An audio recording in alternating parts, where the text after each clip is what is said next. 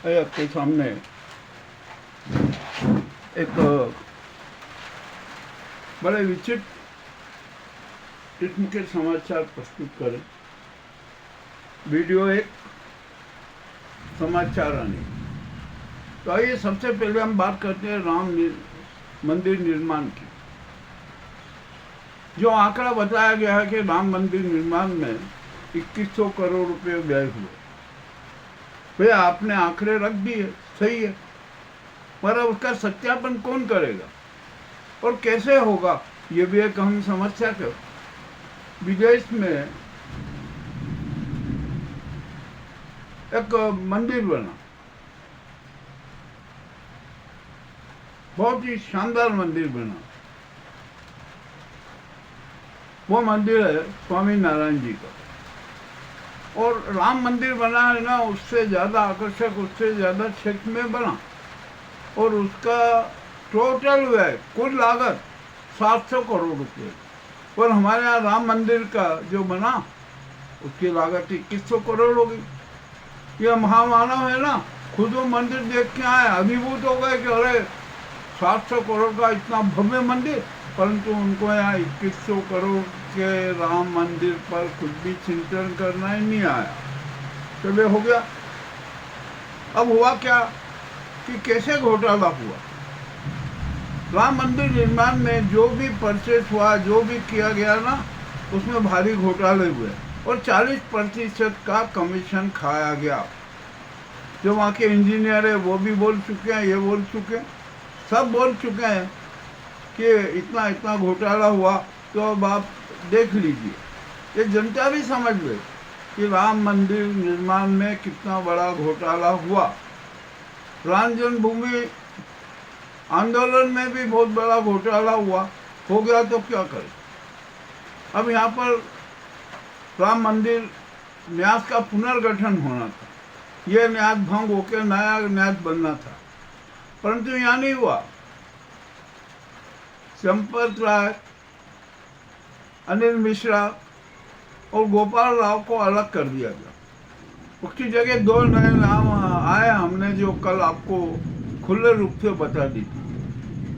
इसमें एक नाम है बजरंग लाल बागरा का, ये राजस्थान के हैं, मगर ये पहले रालकों में थे, और वहाँ पर इन पे 2 भ्रष्टाचार के 2 मामले चले।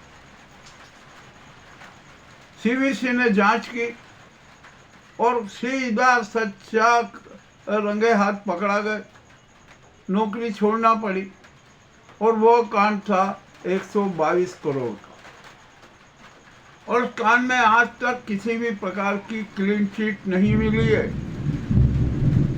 और जो इतने बड़े भ्रष्टाचारी हैं, उनको राम मंदिर न्यास का न्यासी बना दिया गया। अरे ये भाजपा के और संघ के इनके दिमाग में क्या हो गया? इनका दिमाग भ्रष्टाचार में ही विश्वास करने वाला हो गया। ये जो भ्रष्टाचारी है उसको ट्रस्टी बनाओ भैया, खूब बनाओ। मैं तो कह रहा हूँ कि ये भ्रष्टाचार, जितने भी बड़े बड़े भ्रष्टाचार किए हैं लोगों ने, उनको सबको ट्रस्टी बना दो, मामला ही बड़ा विचित्र हो जाएगा। ये आपके सामने ताजा उदाहरण प्रस्तुत किया। और यहाँ पर आइए, एसआईटी ने जांच की, कैसी जांच की, क्या निष्कर्ष निकला और किस प्रकार के मामले सामने आए, अभी कुछ भी नहीं। अरे जो चोरों के खिलाफ एफआईआर तक दर्ज नहीं हो सकी, तो इसके बाद क्या किया जाए? डकैतों के खिलाफ किसी प्रकार की कोई कार्रवाई नहीं हो रही। अब जो 3 जो अनिल मिश्रा है ना, इनकी तो भूमिका के बारे में बड़ी विचित्र बातें सामने आ रही। अब क्या किया जाए? यहाँ पर बातें सामने आ रही है, सब कुछ हो रहा है। तो मेरा तो ख्याल है कि भगवान राम की आत्मा भी है ना, बड़ा पश्चाताप कर रही होगी कि अरे ये मेरे भक्त इतने विकृत और इतने घिनौने हो गए। भैया राम जी, आप तो देवता हैं, आप देव पुरुष के रूप में अवतरण हुआ है, आप तो सबकी हकीकत जानते ही होंगे ना। अब तो क्या करना? ये तो भ्रष्टाचारों का और आपके जो भक्त बने हुए हैं ना, कि भाजपा राम भक्त बोले कि हम राम को लाएं, अरे राम को नहीं लाए, ये तो भ्रष्टाचार को लाए, संघ। ये भी बड़ी विचित्र बात करते हैं। संस्कृति, सुसंस्कार, सनातन धर्म, राष्ट्रवाद, सब पे ठेकेदार है। तो यदि ये भ्रष्टाचार के भी ठेकेदार हो जाए तो कौन सी बड़ी बात है, हो जाने दो। अभी अभी मेरे को एक समाचार आया, यह कहा गया कि भैया संघ ने तो 180 करोड़ रुपये ले लिए थे, मतलब भाजपा ने भी 150 करोड़ पे हाथ साफ कर दिए। अब ये भी मामला बड़ा उजागर हो गया। अब क्या किया जाए, यहाँ तो सब करोड़ों का ही खेल करना है, लाखों की बात तो भूल ही जाओ। तो एक नया कांड भी हो गया। अब यहाँ पर चंपत राय के बारे में संजय सिंह ने बहुत बड़ा और नया रहस्य खोल दिया भू घोटालों का। उन्होंने कहा कि मैंने तो 13 भू घोटालों के सब प्रमाण आप सत्यापित कर दिए हैं, साक्ष्य प्रस्तुत कर दिए, रिकॉर्ड भी कर दिया। आज फिर उन्होंने 13 और नए भू घोटालों के कागजात प्रस्तुत कर दिए। इन्हें राम जन्म भूमि के नाम से जो घोटालों की सूची हो गई 26 की।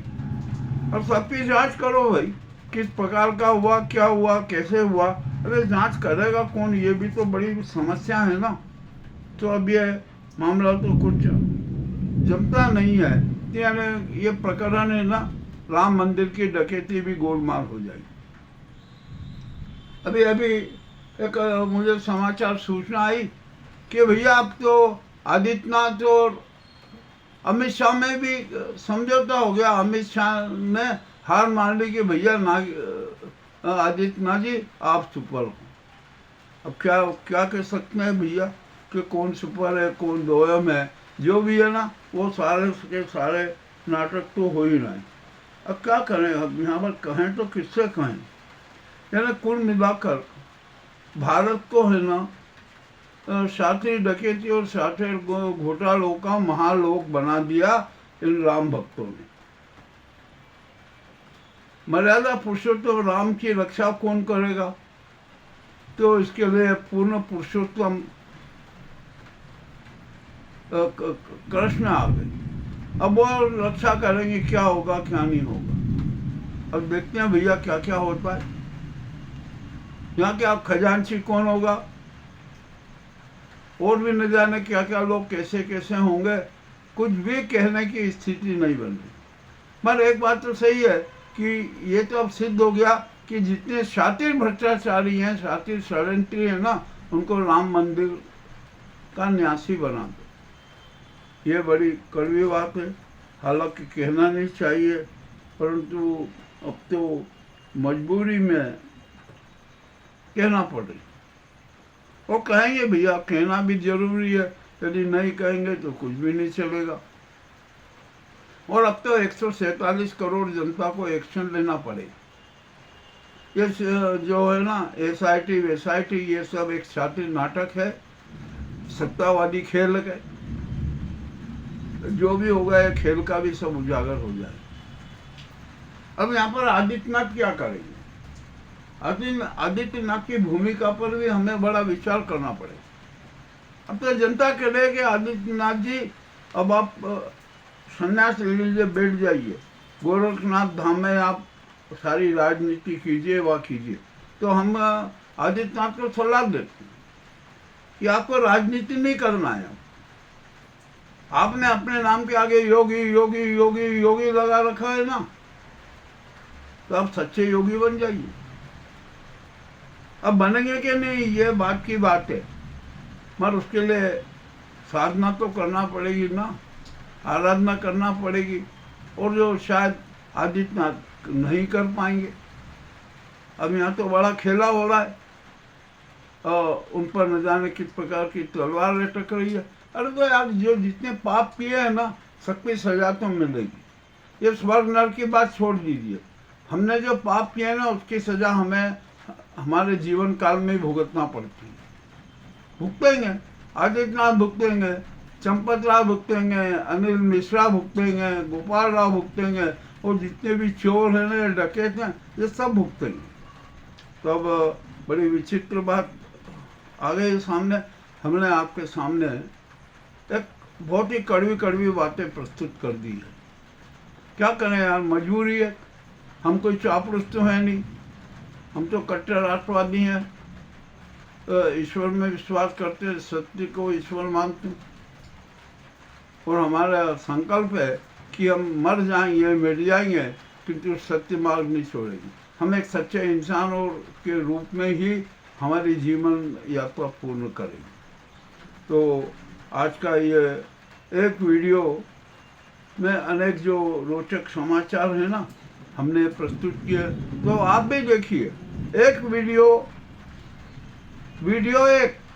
एक वीडियो है और उसमें अनेक रोचक समाचार हैं, और इस वीडियो का क्रम है 12। हम चला रहे वीडियो एक, समाचार अनेक की जो पॉपुलैरिटी हो रही है ना, हम सभी, हमारे सभी साथियों का आभार व्यक्त करते हैं कि आप हमें प्रोत्साहित कर रहे हैं। हम आपका ज़्यादा समय भी नहीं लेते हुए सत्य से अवगत करा देते हैं, और आप भी सब स्वीकार कर लेते हैं कि ऐसा ऐसा हो रहा है। तो 147 करोड़ जनता गांव की पगडंडी से लेकर महानगरों तक में अब तो जन क्रांति पे आ जाइए, क्योंकि सनातन धर्म की रक्षा करना है, संस्कृति की रक्षा करना है, संविधान की रक्षा है, भारत माता की आत्मा की रक्षा करना है, तिरंगे की रक्षा करना है, न्याय व्यवस्था की रक्षा करना है, हमारे सैन्य साथियों जो शहीद हुए उनके शहीद रूप की रक्षा करना है। सारा रक्षा का दायित्व अब जनता पर है। अब आप इन नेताओं को छोड़ दीजिए, ये कुछ भी नहीं कर सकेंगे। तो अब जनता को अब सड़कों पर उतरना चाहिए, और जल्दी से जल्दी उतरना चाहिए। आप जितनी देर करेंगे ना, जितना विलम्ब होगा ना, उतना और हम कष्ट में होते जाएंगे। यह आपको आज का वीडियो क्रमांक 12 कैसा लगा, हमें अवश्य बताएं।